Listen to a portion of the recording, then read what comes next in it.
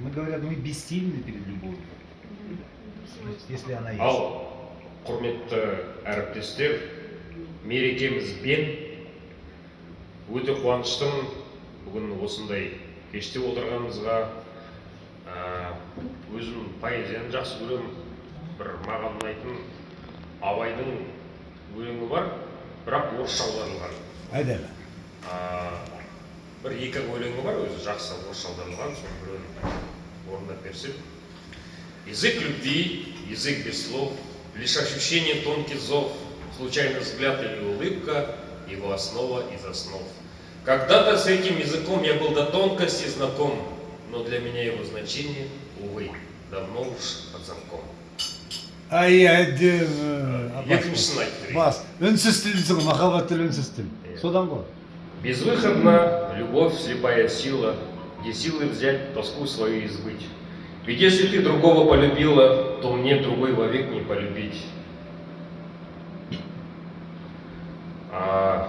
Біз ер адамдар ылғи жаңағы орысша айтқанда подвиг дейді ғой, соған дайынбыз.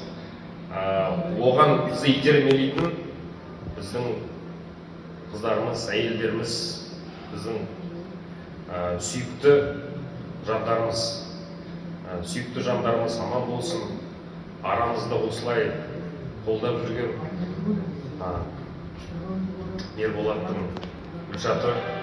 Мені былайша айтқанда шын мәнінде қаңтарда көрген кезде, сол кезде нағыз бақытты журналист отбасы осы отбасы екен.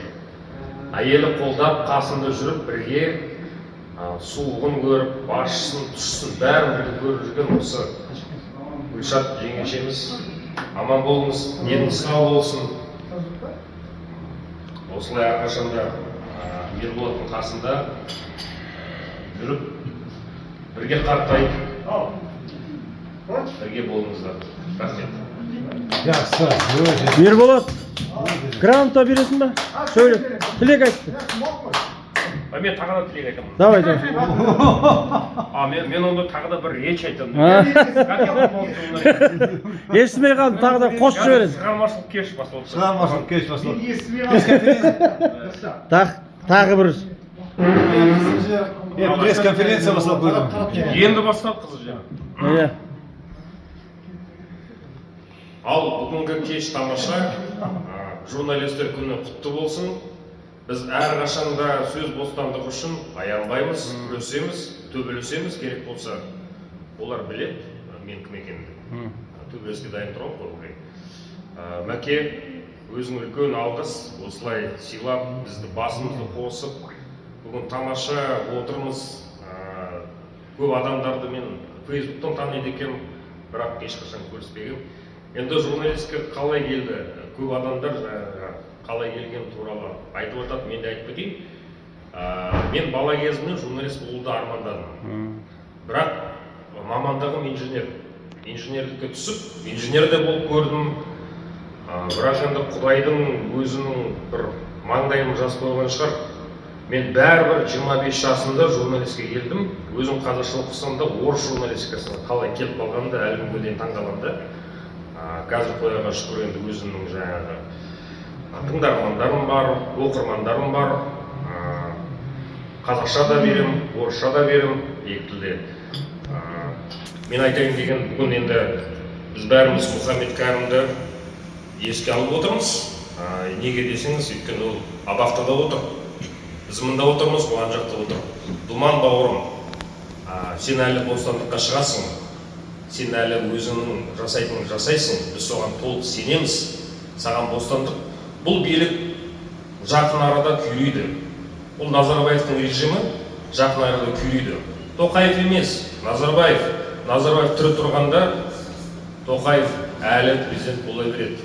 Назарбаевты қалай біз жауапқа тартамыз, солай Тоқаевты бәрі жауапқа тартылады. Мен оған толық сенімдім. Сондықтан жаңа Қазақстан өзімізден басталу керек. Өзіміз осы жаңа Қазақстанды қазір жасап жатырмыз.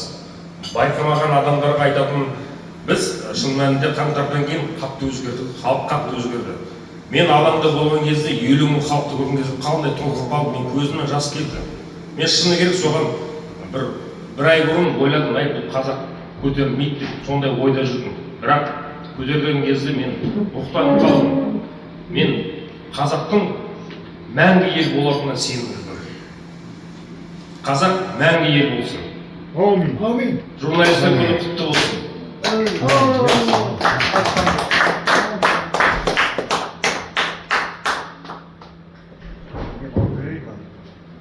Ұлан Шамшатқа сізді бүгінгі байланыс және ақпарат қызметкерлері күнімен құттықтаймыз. Сөз бостандығының дамуына қосқан үлесіңіз арта берсін. Рахмет. Bir foto alsın. O adem.